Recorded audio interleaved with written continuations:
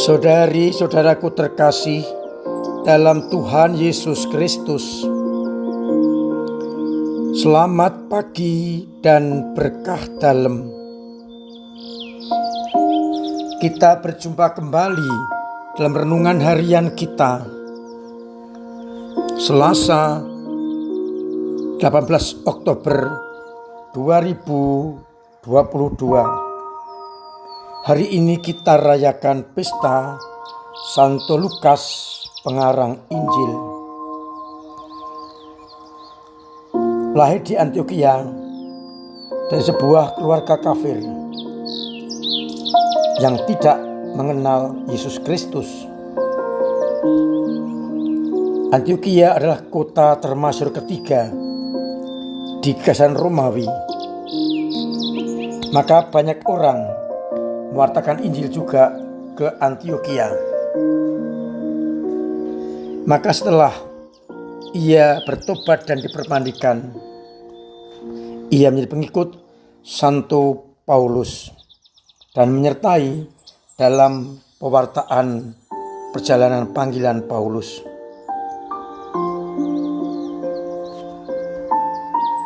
Ke Makedonia, ke Yerusalem, dan ke Roma. Ketika Santo Paulus ditangkap di Yerusalem, maka Lukas mengunjungi dengan setia dan bisa jadi mulai mengumpulkan bahan-bahan yang digunakan dalam menulis Injil dan bagian pertama kisah para rasul. Dari cara menulis dan bahasanya nampak Lukas adalah orang yang terdidik dan pandangan ajarannya sangat dipengaruhi oleh ajaran Santo Paulus, yakni keselamatan disampaikan bagi semua bangsa. Ia juga menunjukkan sifat Allah yang berbelas kasih dan pengampun. Maka Injilnya dikenal dengan Injil kerahiman, di mana Allah Maha Rahim, atau Injil cinta kasih. Banyak dikisahkan juga bagaimana orang sakit disembuhkan oleh Yesus.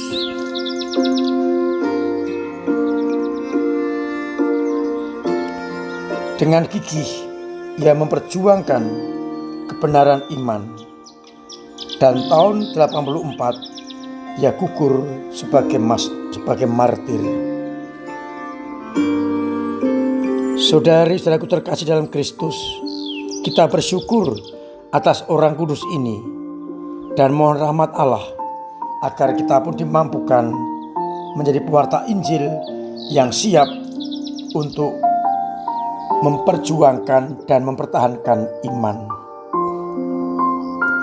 Dalam bacaan yang pertama Ekaristi hari ini, kita mendengarkan kesaksian Paulus mengenai Lukas yang setia mengikuti tugas perutusan Paulus.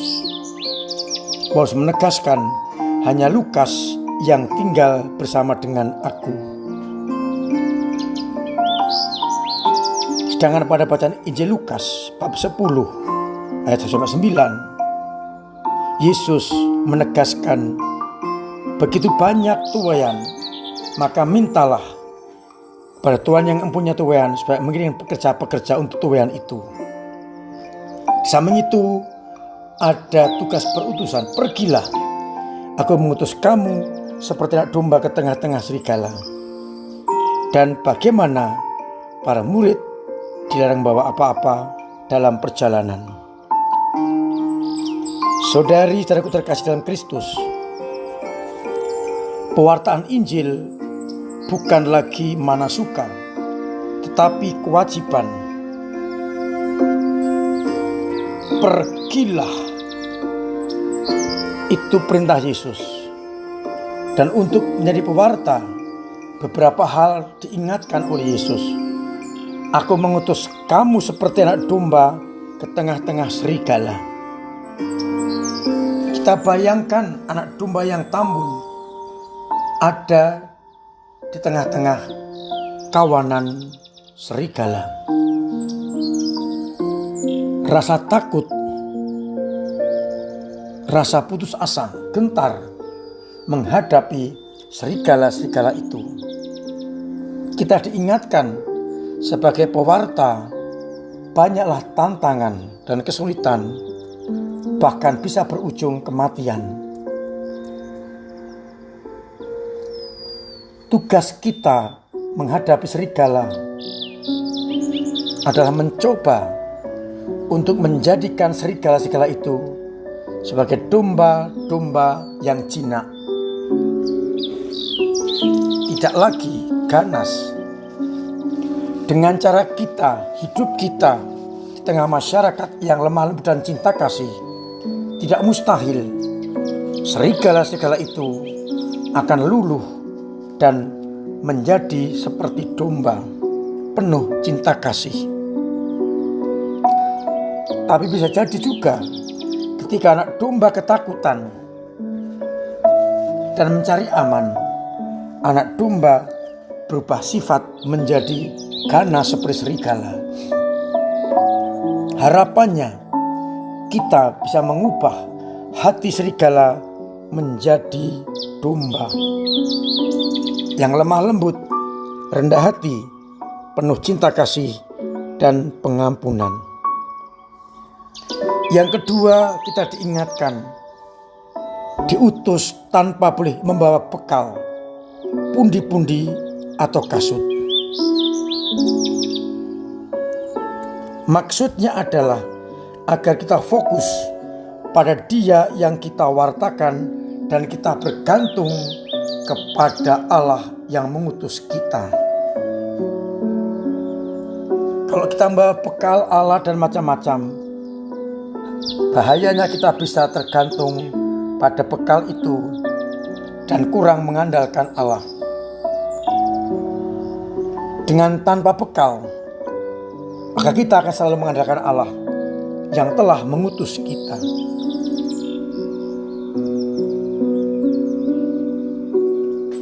Dan bila kita sampai dalam tempat perutusan, wartakan sukacita, yakni keselamatan akan segera datang. Orang yang bertobat akan mendapatkan pengampunan dan keselamatan yang datang dari Allah.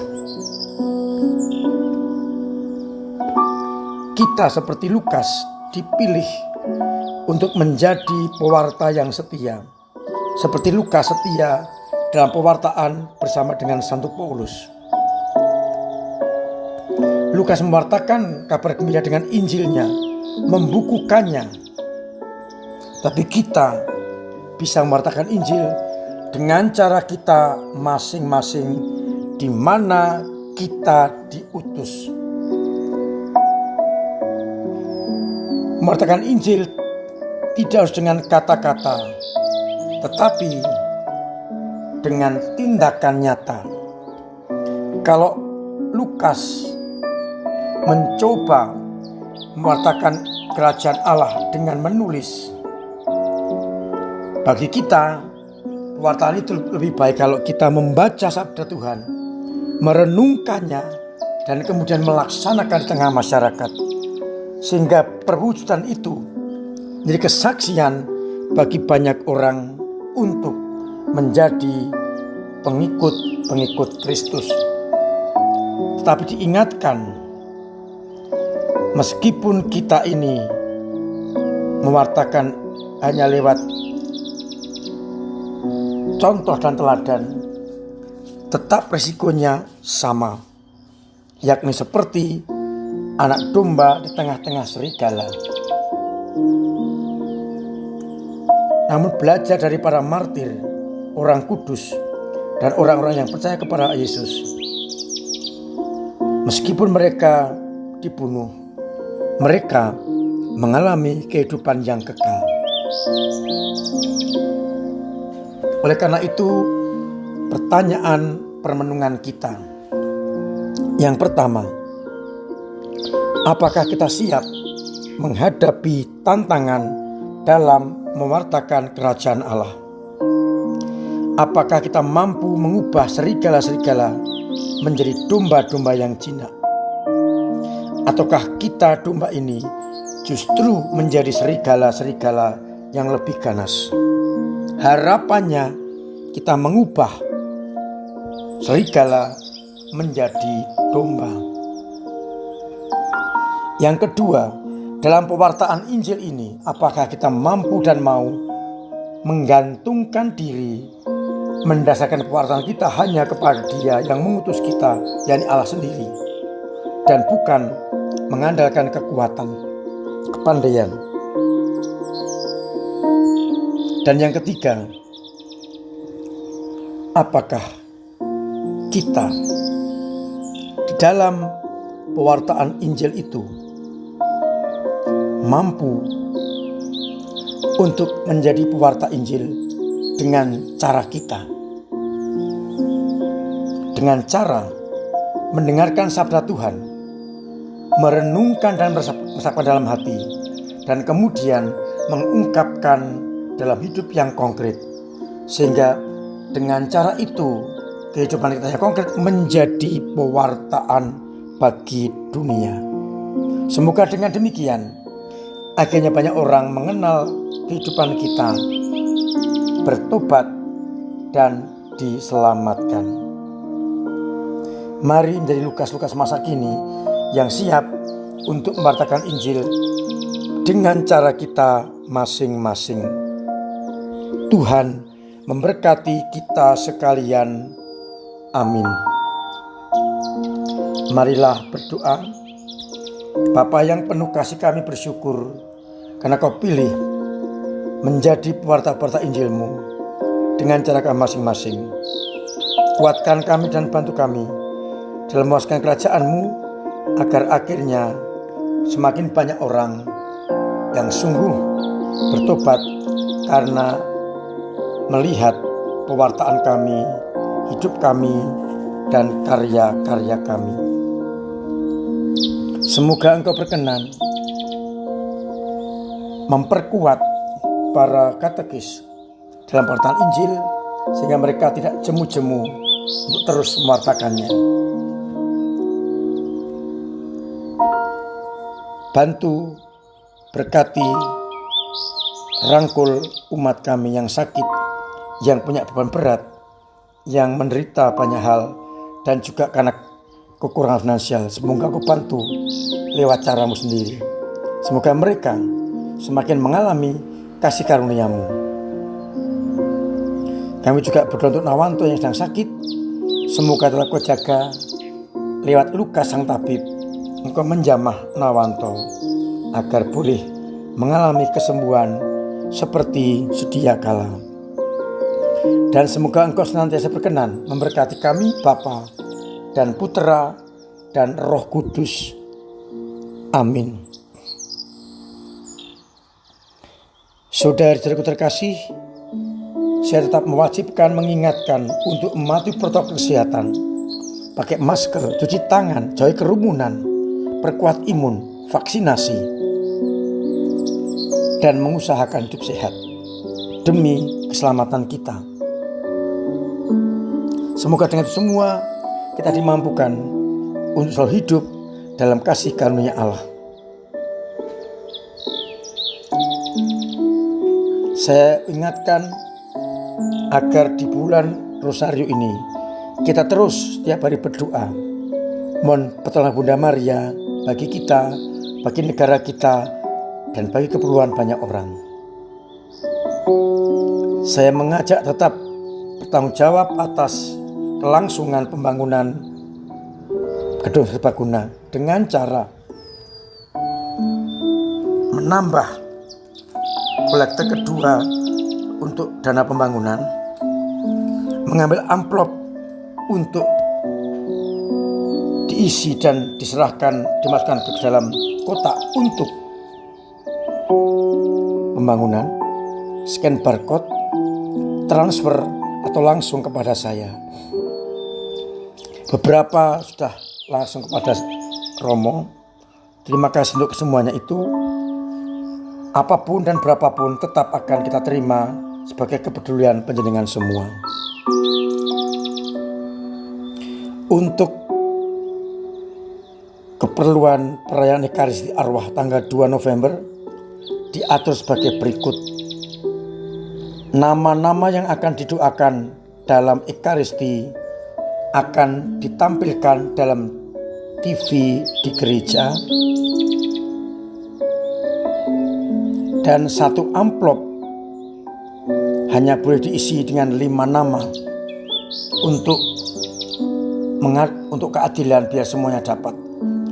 Seandainya panjenengan mau meringkas bisa untuk Bapak A dan keluarganya yang sudah meninggal, boleh. Atau kalau kurang puas, mengambil amplop lagi yang satu dengan stipendiumnya diisi 5 lagi. Pendek kata, kita akan berbagi dengan yang lain, biar kesempatan lain pun juga dipakai oleh orang lain. Amplop bisa diambil di depan gereja mulai tanggal 20. Diserahkan atau dimasukkan amplop lagi, nanti kita ada waktunya kurang lebih sebelum akhir bulan, agar bisa direkap dan akhirnya bisa dibagi siapa yang pagi dan siapa yang sore.